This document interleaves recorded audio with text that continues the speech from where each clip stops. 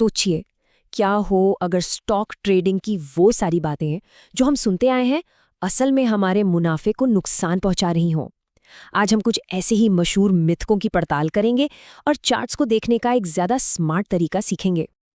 ये एक ऐसी लाइन है जो अरे भाई हर ट्रेडिंग ब्लॉग, हर किताब, हर फोरम में मिल जाएगी, है ना। ये इतनी आम बात है कि ज्यादातर लोग इस पर सवाल तक नहीं उठाते, बस इसे सच मानकर बैठ जाते हैं। लेकिन जरा एक पल के लिए रुककर सोचें, क्या ये मुमकिन है कि यही एक धारणा जिस पर जाने कितने ट्रेडर्स आंख बंद करके भरोसा करते हैं, असल में उनके नुकसान की सबसे बड़ी वजह हो? आज हम इसी धारणा को चुनौती देंगे। तो सवाल ये उठता है कि एक कामयाब ट्रेडर और एक औसत ट्रेडर में आखिर फर्क क्या होता है। चलिए इसी पहले हिस्से में हम उन सच्चाइयों को उजागर करते हैं जो इन दोनों के बीच की लकीर खींचती हैं। तो चलिए शुरू करते हैं एक बहुत ही बेसिक लेकिन पावरफुल कॉन्सेप्ट से, कैंडलस्टिक पैटर्न। और इसमें भी हम खास तौर पर डोजी पर फोकस करेंगे, जो हमें मार्केट की साइकोलॉजी यानी बाजार में लोगों की सोच के बारे में बहुत कुछ बताती है। तो ये डोजी है क्या? देखिए, इसका जापानीज में मतलब होता है गलती, और ये नाम इसलिए पड़ा क्योंकि सोचिए, किसी स्टॉक की ओपनिंग और क्लोजिंग कीमत का एकदम बराबर होना, ये एक तरह की गड़बड़ी ही तो है। ये साफ साफ इशारा करता है कि बाजार में जो भी ट्रेंड चल रहा था वो अब थम गया है, रुक गया है। सीधे शब्दों में कहें तो खरीदारों और विक्रेताओं के बीच ना एक जबरदस्त रस्साकशी चल रही है, एक बराबरी की टक्कर। कोई भी एक दूसरे पर हावी नहीं हो पा रहा, और यही अनिश्चितता, यही कंफ्यूजन सबसे बड़ा संकेत है। ये एक बहुत जरूरी सुराग है जिसे हमें पकड़ना है। तो जैसे एक डोजी कैंडल एक छोटी सी लड़ाई दिखाती है, वैसे ही चार्ट पर कुछ खास प्राइस लेवल्स होते हैं जहां ये लड़ाई बड़े पैमाने पर होती है। और यहीं पर आता है हमारा अगला फंडामेंटल कॉन्सेप्ट, सपोर्ट और रेजिस्टेंस।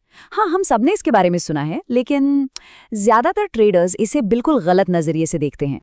यहाँ ना सोचने के दो बिल्कुल अलग तरीके हैं।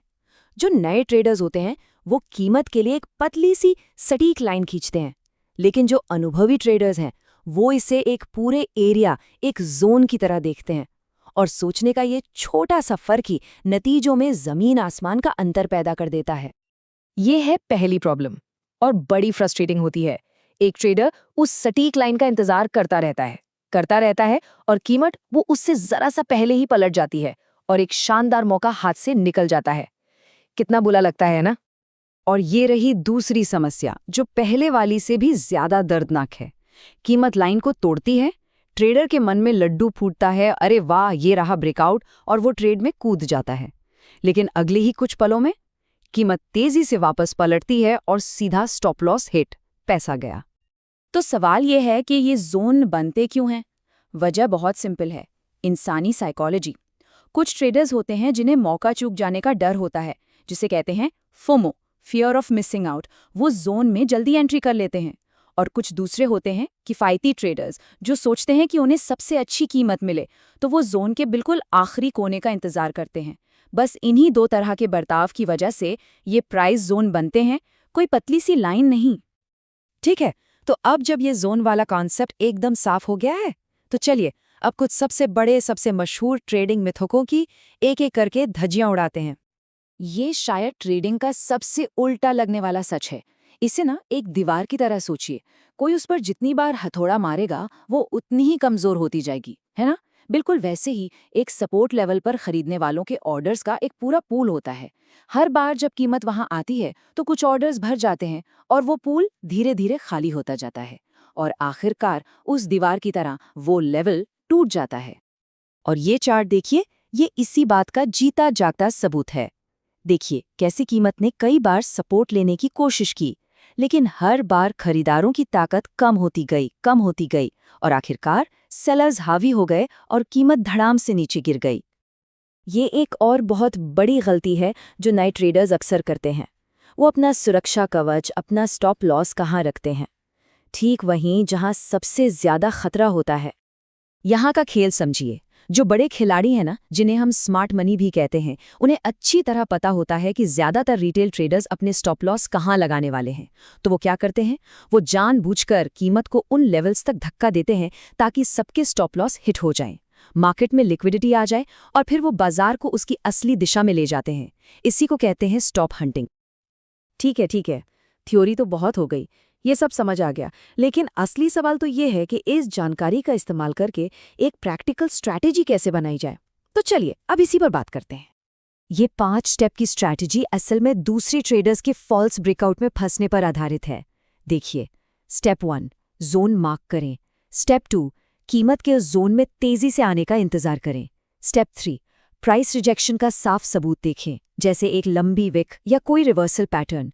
स्टेप 4 जब ये साफ हो जाए कि ब्रेकआउट फेल हो चुका है, तब हम एंट्री लेते हैं। मतलब हम तब घुसते हैं जब बाकी लोग गलत साबित होकर अपनी पोजीशन से बाहर भाग रहे होते हैं। और स्टेप 5 अगले स्विंग लेवल पर अपना प्रॉफिट बुक कर लेते हैं। सिंपल।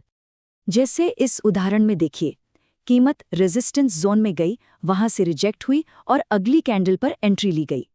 अब यहाँ सबसे ज़रूरी बात है स्टॉप लॉस की जगह। इसे हाल के हाई के ठीक ऊपर नहीं, बल्कि उससे थोड़ा और ऊपर रखा गया है, ताकि उस स्टॉप हंटिंग से बचा जा सके। और आखिर में प्रॉफिट कहाँ लेना है? टारगेट होता है सबसे नज़दीकी सपोर्ट लेवल या पिछला स्विंग लो। इससे होता क्या है कि एक बहुत साफ और फायदेमंद रिस्क टू रिवॉर्ड रेशियो बन जाता है। तो कुल मिलाकर आज का सबसे बड़ा सबक क्या है? यही कि चार्ट सिर्फ लाइनें और पैटर्न नहीं है, वो इंसानी डर और लालच का एक नक्शा है। हमें लाइनों के बजाय जोन में सोचना होगा। और ये बात हमेशा याद रखनी होगी कि सबसे बड़े मौके वहीं मिलते हैं जहां भीड़ गलत साबित होती है। तो अगली बार जब कोई ट्रेड सेटअप बने तो एक सवाल खुद से ज़रूर पूछना कि क्या सिर्फ चार्ट को ट्रेड किया जा रहा है या फिर दूसरे ट्रेडर्स को ट्रेड किया जा रहा है। ये एक छोटा सा सवाल सोचने का पूरा नज़रिया बदल सकता है। इस पर ज़रूर सोचिएगा।